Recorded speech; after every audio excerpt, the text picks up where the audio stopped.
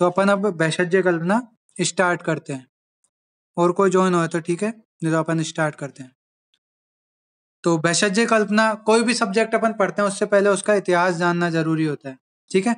तो अपन इसके भी इतिहास की बात करेंगे, इसके बारे में बात करेंगे कि वैशज्य कल्पना नाम कैसे पड़ा, ठीक है, और ये मतलब क्या है वैशज्य और कल्पना का, तो वो सब अपन देखेंगे। 100 नंबर का आपका ये पेपर है, 100 नंबर का आपका रसशास्त्र का पेपर था। रसशास्त्र अपन ने पूरी पढ़ ली है, औषध योग अपने चल ही रहे हैं, 5 7 10 योग मैं करा चुका हूँ, और 5 7 10 बचे हैं, वो अपन करते जाएंगे एक एक करके रोज, ठीक है। एक साथ कराने में मेरे को कोई फायदा था नहीं, मेरे को तो फायदा था मतलब तुम लोगों को कोई फायदा था नहीं, इसलिए मैंने एक साथ कराया नहीं। तो शुरू करते हैं वैशज्य कल्पना। तो आपके सिलेबस का पहला पॉइंट जो है वो क्या है, history and chronological development of वैशज्य कल्पना। जैसे रसशास्त्र की हिस्ट्री और उसका क्रमिक विकास था ना, बिल्कुल उसी प्रकार वैशज्य कल्पना का भी इतिहास और क्रमिक विकास है। इसके अलावा औषध और वैशज का सिद्धांत, ये इंपॉर्टेंट है, इसका कॉन्सेप्ट पे बहुत क्वेश्चन पूछे जाते हैं।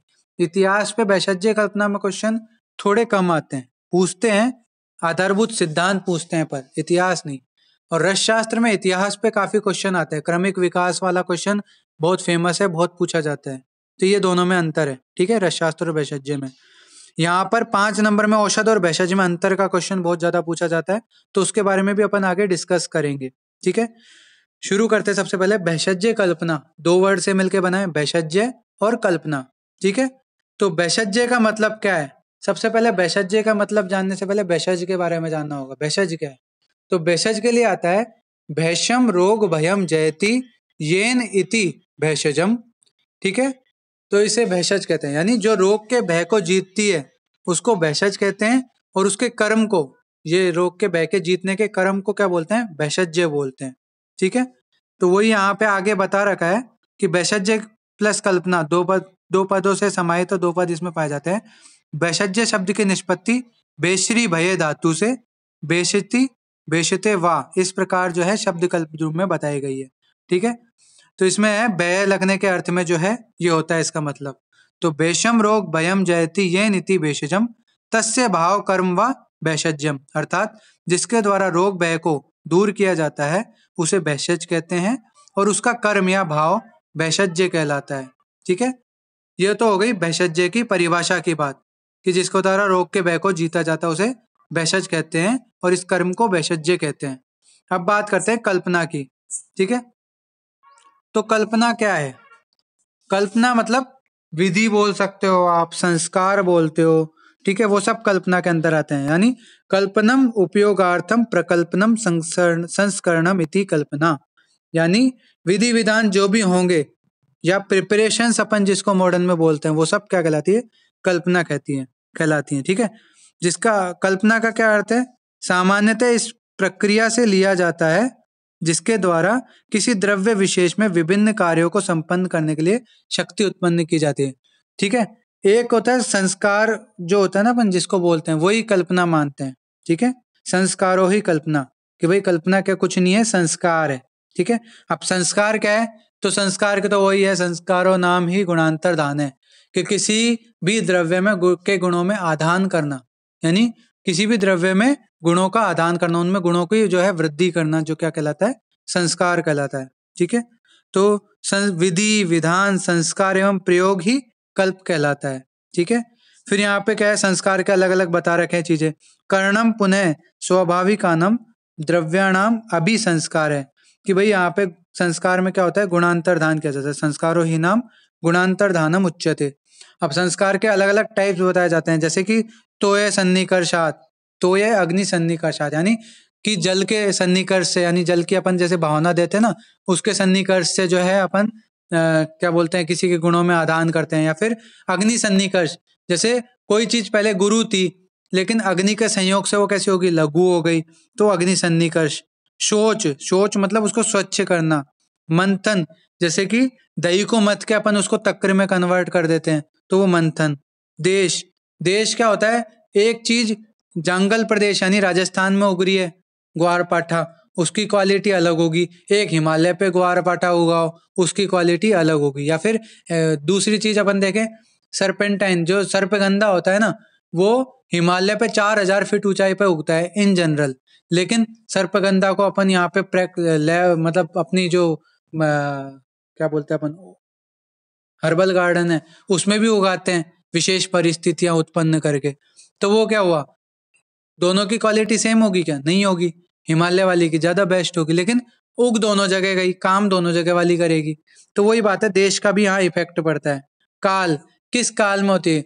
आजकल तो सब्जियां जैसे पूरे 12 महीने मिलती हैं, जैसे गोभी देख लो आप, टमाटर देख लो। लेकिन पहले क्या होता था, ये सीजनल होती थी, गोभी गर्मियों में मिलती थी, जैसे पालक सर्दियों में ही मिलता था, आजकल तो पालक साल भर चलता है। तो वो चीज है यहाँ पे कि देश काल का भी जो है इफेक्ट पड़ता है। ठीक है, काल का एक एग्जाम्पल अपन ले सकते हैं आशा वरिष्ठ से भी। आशा वरिष्ठ जितने पुराने होते हैं, या फिर मधु शहद जितना पुराना होता है, या फिर अपन घी का भी देख ले, जितना पुराना होता है उतना अच्छा होता जाता है वो। ठीक है, मेनली तो दारू के लिए बोलते हैं, दारू जितनी पुरानी होगी उतनी ज्यादा अच्छी होती है। तो वही है यहाँ पे कि काल। फिर वासन, वासन मतलब जो सुगंधित द्रव्य मिक्स करते हैं ना किसी में, जैसे कि सेंट वगैरह मिला के देते हैं सुगंधित किसी किसी द्रव्य में, तो वो वासन कर्म हो गया। भावना, भावना आपको पता ही है किसे कहते हैं, काल प्रकर्ष। ठीक है, ये सब जो है भाजन, ये सब जो है संस्कार के टाइप्स हो गए। इन इन तरीके से अपन संस्कार कर सकते हैं, तो ये चीज आप याद रखना। ठीक है, अब वैशज्य कल्पना के इतिहास की बात करते हैं। तो वैशज्य कल्पना का लिखित इतिहास वैदिक काल से ही माना गया है। काल को आगे अपन पढ़ेंगे, 4 टाइप्स में बांटा गया है, उसके बारे में अपन अभी बात करेंगे। यद्यपि वैशज्य कल्पना के मूल आधार पंचविध कषाय कल्पनाओं की प्रायोगिक क्रियाओं का अवलोकन किया जाए, तो यह माना जा सकता है कि प्राणी मात्र की उत्पत्ति के साथ ही वैशज्य कल्पना का आविर्भाव हुआ। कि वैसे तो अपन बोलते हैं वैशज्य कल्पना विज्ञान का उत्पन्न वैदिक काल से है, लेकिन जब पहले प्राणी की उत्पत्ति हुई, यानी इंसान की उत्पत्ति हुई, तभी से जो है आप वैशज्य कल्पना की उत्पत्ति मान सकते हैं। कैसे मान सकते हैं? आप कोई भी चीज खाते हैं तो क्या करते हैं, उसको दांतों से चबाते हैं। दांतों से चबा के जो है अपन फिर उस चीज को अपन निगलते हैं अंदर। दांतों से चबाने पे क्या होती है, वो पेस्ट टाइप बन जाती है, कल्क टाइप बन जाती है। ठीक है, तो यही लिख रखा है यहाँ पे, उपल दशनादि भी पिष्टस्तु कल्क है, कि भाई दांतों से जो चबा चबा के अपन जो तैयार करते हैं उसको क्या बोला, कल्क बोला गया है। ठीक है, पीसा गया जो द्रव्य है वो कल्क है। ठीक है, इस प्रकार से जो है प्राणी की उत्पत्ति मात्र से ही अपन वैशज्य कल्पना की भी उत्पत्ति मानते हैं, कि भाई प्राणी जब उत्पन्न हुआ तभी से वैशज्य कल्पना है। फिर वैशज्य कल्पना के मूल आधार पंचविध कषाय कल्पनाओं का मुख्य आधार स्वरस एवं कल्क है, एवं शेष अन्य कल्पनाएं इन्हीं दो कल्पनाओं से विकसित हुई हैं। अब चाहे आप चूर्ण बना लो, चाहे आप हिम बना लो, चाहे आप फांट बना लो, सब इन जनरल स्वरस और कल्क से ही जो है बनी हुई कल्पनाएं हैं। उनको सुखा दो तो चूर्ण आदि कल्पनाएं बन जाएंगी। उनमें जो है द्रव्य का अलग अलग अंश कर लो, 6 गुना, 4 गुना, 16 गुना, तो उससे अलग अलग क्वाथ, हिम, फांट आदि कल्पनाएं बन जाएंगी। लेकिन बेसिक मूल कल्पनाएं तो ये दो ही मानी जाती हैं। ठीक है, वैशज्य कल्पना के इतिहास का विवेचन की सुगमता के लिए जो है कालों को 4 भागों में बांटा गया है। वैदिक काल यानी वेदों का काल। वेद कितने? 4, ऋग्वेद, यजुर्वेद, सामवेद, अथर्ववेद। तो वेदों का काल वैदिक काल कहलाता है। संहिता काल, जब बृहद संहिताओं का वर्णन हुआ था, चरक संहिता, सुश्रुत संहिता और अष्टांग संग्रह हृदय। ठीक है, मध्य काल या रसशास्त्रीय काल, जब रसशास्त्र के प्रमुख ग्रंथ जैसे रस रत्न समुच्चय, रस तरंगिणी, ठीक है, इन सब का जो है वर्णन आया था। और चौथा आधुनिक काल, 16वीं सदी के बाद का जो काल है उसको आधुनिक काल माना जाता है। तो इन कालों के रूप में जो है डिवाइडेशन किया गया है। सबसे पहले अपन बात करेंगे अब वैदिक काल की। तो वैदिक काल मतलब वेदों में जो है अनेक औषधियों का वर्णन किया गया है, अनेक प्लांट्स का वर्णन किया गया है। तो विश्व में प्राचीनतम साहित्य वेदों में औषध तथा आहार द्रव्यों का प्रचुरता से वर्णन मिलता है। 3 युगों पूर्व 107 औषधियों का वर्णन देवताओं द्वारा किया गया था, ऐसा जो है वेदों में वर्णन है। ठीक है, सैकड़ों हजारों बार इन औषधियों का रोगी मनुष्यों को रोग मुक्त करने में प्रयोग किया गया है। सोम, जो कि औषधियों में श्रेष्ठ बताई गई है, कहाँ बताई गई है? ऋग्वेद में बताई गई है। ठीक है, इसके अलावा आयुर्वेद की दृष्टि से अथर्ववेद में महत्वपूर्ण उल्लेख मिलते हैं, इसलिए अथर्ववेद को विशक वेद या वैशज्य वेद भी कहते हैं। ठीक है, फिर ऋग्वेद में नवम मंडल में सोमरस का वर्णन मिलता है। सोमरस क्या है? जो शराब होती है ना, उसी को सोमरस बोला गया है। ठीक है, डंडे, तीर, चोट से बने घाव के लिए सिलची यानी लाक्षा अचूक औषधि कही गई है। ठीक है। लाक्षा का प्रयोग, लाख का प्रयोग क्षीण में जो है उरक्षत में श्रेष्ठ बताया गया। उरक्षत की ड्रग ऑफ चॉइस है लाक्षा, तो इसलिए जो है ये इंपॉर्टेंट है। संधान कर्म में लाक्षा को इंपॉर्टेंट बताया गया है, श्रेष्ठ बताया गया है। तो यहाँ पे इसलिए बताया गया है कि भाई किसी के कोई क्षत हो जाता है, लग गई चोट वगैरह, भग्न हो गया, भग्न मतलब फ्रैक्चर हो गया, तो उस फ्रैक्चर को ठीक करने के लिए लाक्षा का इंटरनल प्रयोग जो है और एक्सटर्नल प्रयोग बताया गया है। ठीक है। फिर उसके बाद अथर्ववेद में आबे नाम से विषाक्त औषधि के स्वरस को बढ़ाने का निर्विष किया जाता है। मतलब इसने श्रित कल्पना के लिए बता रखा है कि कोई आबे नाम की औषधि है जिससे ना विषाक्तता खत्म की जाती है, निर्विष किया जाता है किसी भी चीज को। ठीक है, तो निर्विष होने का उल्लेख मिलता है इसका क्वाथ पीने से। अथर्ववेद में जो है विष को जल में घोलकर देने के लिए कहा गया है, तो ये शीत कल्पना हो गई एक तरह की। और अथर्ववेद में ही अंजन का भी उल्लेख मिलता है। तो इस प्रकार से अलग अलग जो है वैदिक काल में उल्लेख मिलते हैं। अब आते हैं अपन संहिता काल पे। तो संहिता काल पे सबसे पहले बात करें चरक संहिता की। तो चरक सूत्र 4 आप सबने पढ़ा होगा। क्या नाम है चरक सूत्र 4 का, कोई बताएगा मेरे को? नाम तो याद करो चैप्टर्स के। बिल्कुल, ठीक है। तो उसमें ही यहाँ पंचविध कषाय कल्पना का वर्णन किया गया है, याद है आप लोगों को? हाँ, तो बस चरक संहिता में। और इसके अलावा भी और औषध द्रव्यों का वर्णन तो पहले चैप्टर से ही चालू हो जाते हैं। ठीक है, जैसे कि सूत्र स्थान द्वितीय अध्याय में 28 यवागुओं का, फिर तृतीय स्थान में 32 सिद्धतम चूर्णों का, चतुर्थ अध्याय में जो है मतलब पंच कषाय योनिया या फिर पंचविध कषाय कल्पना का जो है प्रयोग वर्णन किया गया है। ठीक है, तो उसमें चरक ने 5 कौन कौन सी बताई थी? स्वरस, कल्क, श्रित, शीत और फांट। ठीक है, तो चरक संहिता का जो पहला चतुष्क है उसका नाम वैशत चतुष्क है। इसलिए ही नहीं पढ़ा कि भाई वहां पे क्या है कि औषधियों का टोटल वर्णन आता है पूरा, इसलिए उसका नाम जो है वैशत चतुष्क रखा है। ठीक है, तो चरक संहिता में वर्णन आपको पता ही है। ठीक है, सुश्रुत संहिता, सुश्रुत संहिता में भी 6 प्रकार की मौलिक कल्पनाएं बताई गई हैं। तो चरकोक्त तो 5 के अलावा एक शीर कल्पना को भी जो है सुश्रुत ने इंपॉर्टेंट बताया, कल्पना के रूप में बताया है। चरक के अनुसार जो सबसे भारी कल्पना है वो है स्वरस कल्पना, जबकि सुश्रुत के अनुसार सबसे भारी कल्पना कौन सी है? क्षीर कल्पना। ठीक है, तो क्षीर कल्पना का वर्णन सुश्रुत संहिता में बताया गया है। इसके अलावा विभिन्न औषधियों का वर्णन भी सुश्रुत संहिता में बताया गया है। अब आती है काश्यप संहिता। तो काश्यप संहिता में 7 मुख्य कषाय कल्पनाएं बताई गई है। चरकोक्त 5 तो हो ही गई, स्वरस, कल्क, शीत, फांट। उसके अलावा चूर्ण कल्पना को भी एक मुख्य कल्पना माना है, और एक अभिशव आती है। अभिशव क्या होती है? आशा वरिष्ठ कल्पना, संधान कल्पना। तो इन 7 को जो है मुख्य कल्पना में काउंट किया गया है। ठीक है, इसमें चूर्ण और अभिशव कल्पनाओं का पंचविध कल्पना में समावेश हो जाता है। ये आपको याद रखना है कि चरक ने जो है चूर्ण और अभिशव को भी पंचविध कषाय कल्पना का ही हिस्सा माना है। ठीक है, जैसे कल्क को सुखा दो तो चूर्ण बन जाएगा, तो इसलिए यहाँ पे उसको अलग से कल्पना नहीं माना चरक ने। ऐसे आशा वरिष्ठ है वो जो है स्वरस कल्पना के अंतर्गत मान लेते हैं कई लोग, तो इसलिए जो है वहां पर उनको अलग से कल्पना नहीं मानी गई है चरक में। अष्टांग संग्रह और हृदय, वहां भी पंचविध कषाय कल्पनाओं को ही जो है मौलिक कल्पनाएं माना गया है। ये अपना क्या हो गया? संहिता काल का वर्णन हो गया। तो अपन ने 2 वर्णन पढ़ लिए, वैदिक काल और संहिता काल। अब अपन पढ़ते हैं मध्य काल यानी रसशास्त्रीय काल में जो है क्या वर्णन है। रसशास्त्रीय काल के सबसे इंपॉर्टेंट ग्रंथ वैशज्य कल्पना को लेकर है शारंगधर संहिता। मतलब ये मान लो शारंगधर संहिता वैशज्य कल्पना की रीढ़ की हड्डी है, बैकबोन है। वो नहीं होते तो वैशज्य कल्पना कंप्लीट नहीं होती। और संहिताओं में वर्णन है, बट शारंगधर संहिता को आज की डेट में अगर ऑथेंटिसिटी देखे ना अपन, जैसे मान लो स्वरस की परिभाषा ही देखनी हो, तो सबसे ऑथेंटिक परिभाषा मानी जाती है शारंगधर संहिता की। बाकी और किसी ने भी कुछ भी परिभाषा दी हो, चरक ने भी दी हो, लेकिन शारंगधर संहिता की परिभाषा को सब तवज्जो देते हैं। चाहे वो पीजी वाला हो, चाहे टीचर हो, चाहे वो एक्सटर्नल हो, चाहे वो आप प्रैक्टिकल लाइफ में भी देखो, तो शारंगधर संहिता की परिभाषा आपको कंप्लीट परिभाषा लगेगी। तो इस तरह से ही है कि शारंगधर ने ही जो है कंप्लीट वर्णन किया है। ठीक है, तो संहिता काल के बाद रसाचार्य नागार्जुन द्वितीय ने अपने ग्रंथों रसेंद्र मंगल, रस रत्नाकर, ठीक है, कक्षपुट आदि में जो खनिजों पर जो है अनेक धातुवादात्मक क्रियाओं का वर्णन किया है। इस काल में खनिज द्रव्यों को वैशज्य कल्पना का विकास हुआ।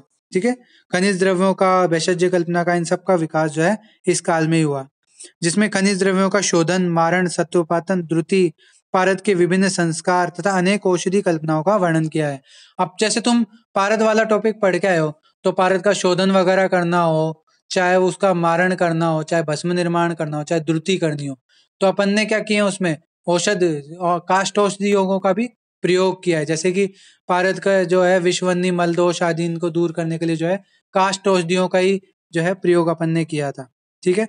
तो ये बता रहा है कि जो रसशास्त्रीय काल था उस दौरान वैशज्य कल्पना का भी जो है रसशास्त्र के साथ साथ पूर्ण विकास हुआ। ठीक है। आचार्य चक्रदत्त की बात करें तो चक्रदत्त की बात करें तो यह चक्रपाणि द्वारा लिखित टीका है। ठीक है। इसमें परपटी कल्पना का सबसे पहले वर्णन मिलता है। चिकित्सा की दृष्टि से ये महत्वपूर्ण ग्रंथ है। इसमें अवलेह, ओदन, कल्क, क्वाथ, क्षार आदि कल्पनाओं का जो है उल्लेख मिलता है। दूसरा ग्रंथ क्या है? गद्य निग्रह। गद्य निग्रह आचार्य सोडल ने 12वीं शताब्दी में लिखा। ठीक है। जिसमें क्या है? तेल आधिकार यानी तेल कल्पना, घृत कल्पना यानी स्नेह कल्पना का जो है डिटेल में वर्णन मिलता है। चूर्ण आधिकार मतलब चूर्ण कल्पना का डिटेल में वर्णन। लेह आधिकार, अवलेह आदि का जो है डिटेल में वर्णन। आसवाधिकार, आसवाधिकार मतलब आशा वरिष्ठ का जो है डिटेल में वर्णन यहाँ पे मिलता है। ठीक है। ये चैप्टर के नाम है, तेलाधिकार, घृताधिकार, चूर्णाधिकार, लेहाधिकार, आसवाधिकार। इनमें क्रमशः जो है इन कल्पनाओं का, इनसे रिलेटेड कल्पनाओं का वर्णन मिलता है। 12वीं शताब्दी के बाद यूनानी चिकित्सा प्रणाली का आगमन भारत में हुआ। इसके परिणाम स्वरूप जो है अर्क कल्पना, ठीक है, खमीरा, गुलकंद आदि की जो है प्रचुरता से आयुर्वेद चिकित्सा में प्रयोग होने लगा। ठीक है। फिर आती है सबसे मेन शारंगधर संहिता। शारंगधर संहिता कब आई थी? 14वीं सदी में। ठीक है। किसने लिखी थी? आचार्य शारंगधर मिश्र द्वारा लिखी गई थी। यह वैशज्य कल्पना का आधार स्तंभ माना गया है। मैंने कहती ना बैकबोन, तो वही है यहाँ पे, आधार स्तंभ माना गया है।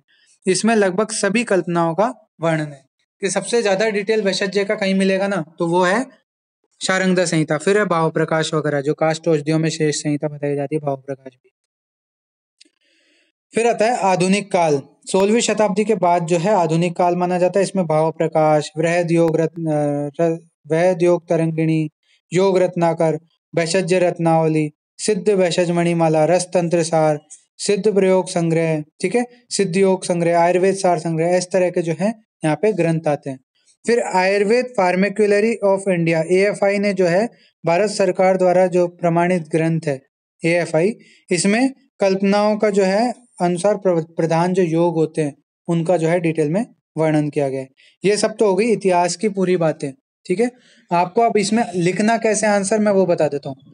आपसे अगर मान लो पूछ लिया, वैसे तो कम ही चांस है इसका क्वेश्चन आने की, कि वैशज्य कल्पना का इतिहास लिखो, तो तुम पहले लिखना वैशज्य कल्पना की परिभाषा, कि वैशज्य कल्पना 2 वर्ड से मिलकर बना है, वैशज्य और कल्पना। फिर वैशज्य में की परिभाषा बता देना, वैशज्य क्या है कि वैशज, ठीक है, वैशज की परिभाषा लिख लेना, वैशज वैषम रोग भयम जयति इति वैशजम। फिर कल्पना के बारे में बता देना कि विधि, विधान, संस्कार आदि को कल्पना कहते हैं। ठीक है। ये बता के फिर इसकी परिभाषा एक बहुत सिंपल परिभाषा है कि ऐसा शास्त्र जिसमें वानस्पतिक द्रव्यों का परिचय यानी आइडेंटिफिकेशन, संग्रहण यानी भंडारण कलेक्शन, ठीक है, भंडारण स्टोरेज, निर्माण विधि फॉर्मेशन मेथड। अब आप कोई सी भी कल्पना तैयार करोगे उसका फॉर्मेशन मेथड कहाँ बता रखा है? वैशज्य कल्पना में। फिर पैकिंग, पैकिंग मतलब उनकी पैकेजिंग कैसे करनी है। किसी किसी को जैसे बोलते ना, इसको ताम्र पात्र में नहीं डालना चाहिए, किसी को कांस्य पात्र में नहीं डालना चाहिए, तो उसकी पैकिंग की एक स्पेसिफिक विधि होती है, तो उसको पैक किस में करना है। फिर MFD मैन्युफैक्चरिंग डेट, उसकी निर्माण तिथि।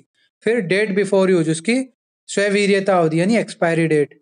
इन सब विषयों का जहाँ पे अध्ययन किया जाता है उसको वैशज्य कल्पना कहते हैं। ठीक है। समझ में आ गया आप लोगों को? तो ये वैशज्य कल्पना का है, अपने नॉर्मल इंट्रोडक्शन हो गया। फिर इतिहास में आप लिखना कि इसको 4 कालों में बांटा गया है। वैदिक काल, जिसमें वेदों में जो वर्णन है वो आता है। फिर संहिता काल, चरक, सुश्रुत, वाग्भट संहिताओं का जो है वर्णन आता है। फिर मध्यकालीन, जिसमें आपको मेनली शारंगधर संहिता के बारे में बताना है। फिर लास्ट आता है आधुनिक काल, जिसमें भाव प्रकाश संहिता इनका वर्णन आता है। ठीक है। तो वो सब आपको याद रखना है। ठीक है। यही आपको इतिहास के रूप में लिखना है। 5-5, 10-10 लाइन आपको एक एक काल की जो है आप आराम से लिख सकते हो। एक रीडिंग मारते ही आपको समझ आ जाएगा। अब मेन आता है औषध और भेषज में अंतर। ठीक है, औषध और भेषज में अंतर का बहुत कॉमन क्वेश्चन है, 5 नंबर में पूछा जाने वाला बहुत कॉमन क्वेश्चन है। ठीक है, बहुत इजीली ये पूछ लेते हैं, फेमस क्वेश्चन यानी फेवरेट क्वेश्चनों में से एक है ये। ठीक है, अगर पहला पॉइंट जो है इसमें से कोई क्वेश्चन पूछा जाता है ना इन जनरल, तो यही पूछा जाता है औषध और भेषज में अंतर। तो औषध और भेषज दोनों का प्रयोजन रोगों को दूर करना है। ठीक है, इसलिए औषध और भेषज पर्यायवाची हैं, ऐसा आचार्य चरक कहता है। कैसे? चिकित्सितम व्याधिहरम पथ्यम साधनम औषधम प्रायश्चितम प्रशमनम प्रकृति स्थापनम हितम विद्याद भेषजानाम इति। तो ये है आचार्य चरक ने भेषज के पर्याय बताए हैं चरक चिकित्सा स्थान अध्याय 1 में। क्या क्या बताए? चिकित्सित, व्याधिहर, पथ्य, साधन, औषध, प्रायश्चित, प्रशमन, प्रकृति स्थापन और हित, ये सारे जो है भेषज के पर्याय बताए गए। तो आचार्य चरक ने तो इन औषध और भेषज को एक मान लिया। फिर आती है आचार्य काश्यप की बारी। तो आचार्य काश्यप ने कहा नहीं, दोनों एक नहीं होते हैं, दोनों में अंतर है कुछ। तो वो अंतर क्या है वो यहाँ पे उन्होंने बताया है। तो सबसे पहले औषध की बात करते हैं। तो औषध क्या है? तो औषध है दीपन पाचन आदि द्रव्यों का संयोग करके रोगों का शमन किया जाता है, उसे औषध कहते हैं। ठीक है, इसमें मेनली चरक के अनुसार जो बताई गई है युक्ति व्यापाश्चर्य चिकित्सा, वो यहाँ पे कवर होती है। ठीक है, युक्ति व्यापाश्चर्य चिकित्सा में क्या करते हैं अपन, जो मेडिसिन होते हैं जैसे कि काष्ठ औषधि द्रव्य हो गए या रस औषधि द्रव्य हो गए, उनका जो है इंटरनल एक्सटर्नल प्रयोग करते हैं। ठीक है, तो वो युक्ति व्यापाश्चर्य चिकित्सा होगी। जे अब युक्ति व्यापाश्चर्य चिकित्सा कैसी होगी? द्रव्यभूत। द्रव्यभूत मतलब आपको सामने से दिख रहा है, आप कोई द्रव्य यूज कर रहे हो उसमें, तो वो द्रव्यभूत चिकित्सा होगी। प्रत्यक्ष चिकित्सा क्यों बोलिए? क्योंकि अपन प्रैक्टिकली या सामने से दे रहे हैं, इंद्रियों द्वारा अपन देख रहे हैं कि हाँ इसको सीतोपलादी चूर्ण दिया, ये चूर्ण फॉर्म में है, तो वो द्रव्यभूत चिकित्सा है और प्रत्यक्ष चिकित्सा हो गई। ठीक है, अब अपन गोलियां हो गई या फिर कोई स्वरस आदि हो गई या सिरप वगैरह होगी, ये अपन कैसे देते हैं?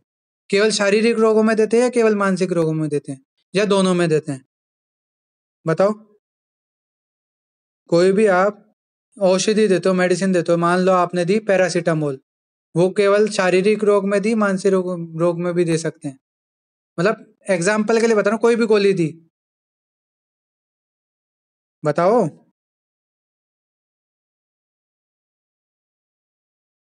क्या सब क्लास छोड़ के चले गए क्या? कोई तो आंसर दो। तो जो युक्ति व्यापाश्रय जो चिकित्सा होती है ना, वो शारीरिक मानसिक दोनों प्रकार के रोगों में की जाती है। ठीक है, तो यहाँ पे इसलिए यहाँ पे आया है, इससे शारीरिक व मानसिक दोनों प्रकार के रोग जो हैं दूर होते हैं। ठीक है, इसकी परिभाषा क्या है? ओशो नाम रस है सो अस्या दीयते यत्तद औषधि, यानी जिसमें ओश यानी रस होता है उसे औषधि कहते हैं, इसी ओश से आरोग्य की प्राप्ति होती है। इसके अलावा एक और परिभाषा आती है, ओशम रुजम दहती इति औषधि, कि भाई जो पीड़ा को, जिसके द्वारा पीड़ा को दूर किया जाता है, जिस रस के द्वारा पीड़ा को दूर किया जाता है उसे औषधि कहते हैं। ठीक है, ये तो हो गया औषधि का वर्णन। अब आता है भेषज का वर्णन। तो स्वस्ति, बलि, होम, व्रत, तप, शांति कर्म द्वारा रोगों का शमन करना क्या कहलाता है? भेषज कहलाता है। ठीक है, यह चरकोक्त देव व्यापाश्रय चिकित्सा के अंतर्गत आता है। देव व्यापाश्रय, युक्ति व्यापाश्रय और सत्वावजय, 3 प्रकार की चिकित्साएं बताई थी चरक ने, चिकित्सा के 3 भेद। तो युक्ति व्यापाश्रय किस प्रकार की चिकित्सा होगी? अपनी औषध चिकित्सा। देव व्यापाश्रय किस प्रकार की चिकित्सा होगी? अपनी जो है जो अपने देव मतलब वो भेषज चिकित्सा में आती है। इसी को अद्रव्यभूत चिकित्सा या अप्रत्यक्ष चिकित्सा भी बोलते हैं। अब इसमें दिखा थोड़ा ना रहा, बलि, होम वगैरह, ये प्रैक्टिकली अपन पेशेंट को थोड़ा ना दे रहे हैं, पर उस पर इफेक्ट दिखाई देता है पेशेंट का, सिर्फ प्रभाव दिखाई देता है कि हाँ पेशेंट ठीक हो रहा है। ठीक है, नेष्टि की चिकित्सा। नेष्टि की चिकित्सा आप 3rd ईयर में डिटेल में पढ़ोगे स्वस्थ व्रत में। नेष्टि की चिकित्सा कुछ नहीं है, जो निस्वार्थ भाव से की गई चिकित्सा होती है उसी को नेष्टि की चिकित्सा कहते हैं।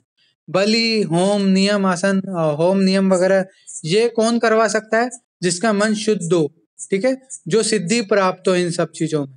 जैसे कि झाड़ फूंक करते हैं, झाड़ फूंक भी एक प्रकार की कैसी है? देव व्यापाश्रय चिकित्सा है। इसमें भी क्या है? जिसको सिद्धि प्राप्त है झाड़ फूंक करने की, केवल उसी की झाड़ फूंक असर करती है, बाकी हर कोई नहीं। जैसे आप झाड़ू उठा के और झाड़ फूंक करने लग जाओ कोई भी ऐरा गैरा मंत्र यूज करके, तो उससे कोई सामने वाले पेशेंट पे असर नहीं होगा। लेकिन कोई वहीं सिद्ध योगी पुरुष है तो वो अगर करता है तो उस पर असर दिखाई देता है। ठीक है, तो ये चीज आप याद रखना। तो इसमें देवव्यापाश्रय, अद्रव्यभूत और नैष्ठिक की चिकित्सा जो है आती है। भेषज विशेष रूप से मानसिक रोगों में प्रयुक्त की जाती है, जैसे कि उन्माद, अपस्मार, भूत बाधा वगैरह होती है ना, उनमें जो है भेषज चिकित्सा का प्रयोग किया जाता है या देवव्यापाश्रय चिकित्सा का प्रयोग किया जाता है। इसकी परिभाषा देखें तो भैषम रोग भयम जयति ये नीति भेषजम तस्य भावे कर्म व भेषजम, कि जिसके द्वारा रोग के भय को जीता जाता है उसे भेषज कहते हैं, और इस भाव या कर्म को ही क्या कहते हैं, भेषज्य कहते हैं। जिसके द्वारा रोगों की चिकित्सा की जाती है या रोगों को हराया जाता है उसे, उन सब उपायों को भेषज कहते हैं। ठीक है, भेषज ही भेषज्य है, तो ये चीज आप याद रखना। तो आपको भेषज और भेषज्य में अंतर ऑलमोस्ट समझ में आ गया। ठीक है, फिर अपन इसका समराइज अगर करके देखें कि होता क्या है असल में, तो लास्ट में एक टेबल फॉर्म में आपके एग्जाम के लिए बनाई गई टेबल है। एग्जाम में अगर 5 नंबर में पूछ लेता है तो आप इस तरह से लिख सकते हो कि आचार्य चरक ने औषध और भेषज को एक माना है, अर्थात पर्याय माना है। कारण क्या है इसके पीछे, दोनों का प्रयोजन क्या है, रोगों को दूर करना है।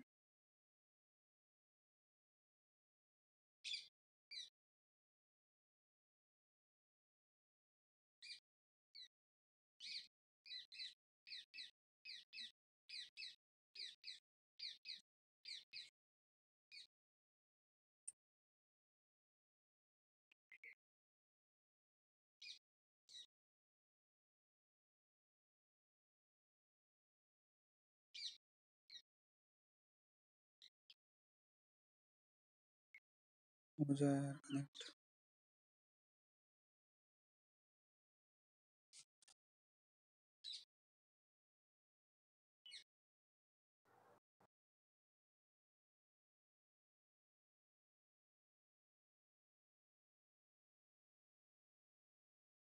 सॉरी, नेटवर्क प्रॉब्लम के कारण डिस्कनेक्ट हो गया था। तो आपने कहाँ तक सुना, लास्ट क्या सुना, मुझे तो बता दो।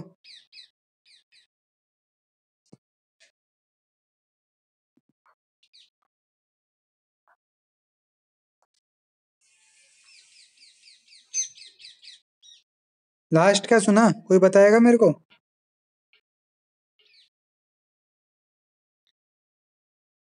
अभी ऑडिबल विजिबल हूं मैं। तो लास्ट कहाँ तक सुना था, पूरा सुन लिया था ना अब तक जो पढ़ाया मैंने, या बीच में कहीं एंड हुई थी क्लास।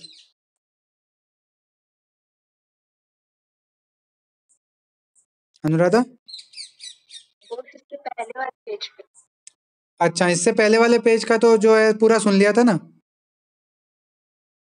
कोई बात नहीं, वो जो पिछले पेज थे औषध भेषज के, दोनों की समरी यहाँ पे आ जाएगी। मैं एक बार वापस बता रहा हूँ। तो औषध और भेषज दोनों में जो है चरक ने सिमिलरिटी मानी थी, दोनों को एक ही माना था। कैसे माना था, तो आचार्य चरक का कहना था कि औषध और भेषज जो है वो एक ही है, अर्थात पर्याय हैं। ठीक है, कारण क्या माना है इसके पीछे, दोनों का प्रयोजन जो है रोगों को दूर करना है।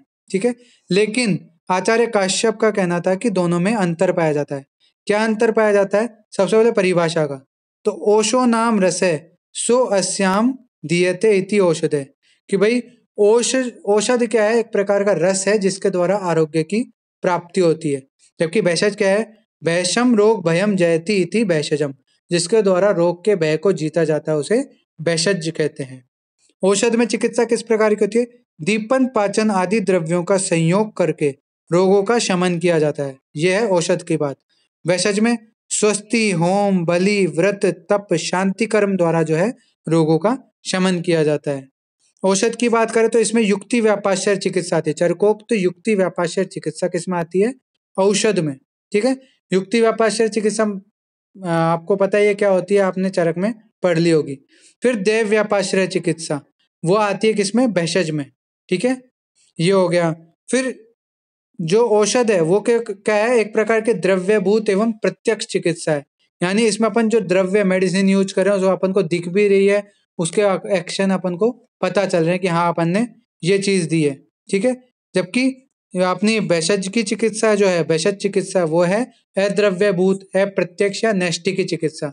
नैष्ठिक की चिकित्सा मैंने आपको बताई दी कि जो निस्वार्थ भाव से की गई चिकित्सा है वो नैष्ठिक की चिकित्सा है।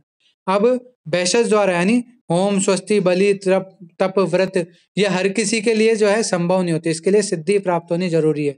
जैसे कि झाड़ फूंक वाले, जिस झाड़ फूंक वाले को जो है सिद्धि प्राप्त है वो जो है अपने उसका किया हुआ झाड़ फूक असर करती है रोगी को। लेकिन ऐसे ही कोई ऐरा गहरा है, वो झाड़ू उठा के झाड़ फूक करने लग जाए तो उसका कोई असर जो है दिखाई नहीं देता। ठीक है, तो इसका एग्जाम्पल मैं आपको कल एक बताऊंगा, मैं आपको एक कहानी सुनाऊंगा, मेरे प्रैक्टिकल बेसिस पे है, झाड़ फूक वाली टाइप की कहानी है, वो मैं आपको बताऊंगा। एक के मोती जरा निकला है उससे, और एक के कान में से कीड़े निकले हैं। दो एग्जाम्पल है मेरे पास, दोनों मैं कल डिस्कस करूंगा, आज तो क्लास एंड करने वाले हैं अपन। ठीक है, अब औषध और भेषज की जो है यूज, तो शारीरिक व मानसिक रोग दोनों में जो है औषध का प्रयोग किया जाता है, जबकि भेषज का मुख्य रूप से मानसिक रोगों में प्रयोग किया जाता है। ऐसा नहीं है शारीरिक रोगों में प्रयोग नहीं किया जाता, बट मेनली मेंटल डिसऑर्डर्स जो है उनमें जो है भेषज चिकित्सा का प्रयोग किया जाता है। इस तरह से अपना जो पहला पॉइंट है भेषज कल्पना का, वो कंप्लीट होता है। नेक्स्ट क्लास में अपन जो है नेक्स्ट पॉइंट देखेंगे। समझ में तो आई ना आज की पहली क्लास? कल पूछूंगा औषध भेषज में अंतर, याद कर लेना पूरा। इतिहास तो आप पढ़ ही लोगे। ठीक है, अब क्लास एंड करता हूं मैं, है ना।